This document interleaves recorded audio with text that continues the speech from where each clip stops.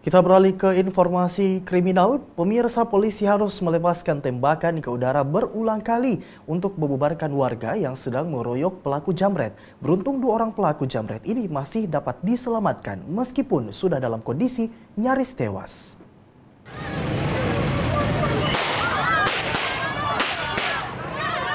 Tim Resmo Polrestabes Makassar yang tiba di lokasi kerumunan warga langsung melepaskan tembakan ke udara berulang kali untuk membubarkan warga yang sedang menghakimi 2 orang pemuda yang diduga kuat merupakan pelaku jamret Selasa malam lalu di Jalan Sultan Alauddin, Makassar. Kedua pelaku yang sudah tidak dapat bergerak dan tergeletak di antara kerumunan warga kemudian dievakuasi oleh tim Resmo Polrestabes Makassar. Kedua pemuda yang diduga kuat merupakan pelaku jamret yang tengah dihakimi warga ini nyaris tewas. Beruntung tim Resmo Polrestabes Makassar yang tiba di lokasi terjadinya amukan warga ini masih sempat menyelamatkan kedua pemuda yang bernama Fajar dan Rafiq, warga Jalan Barukang dan Jalan Titang, Makassar.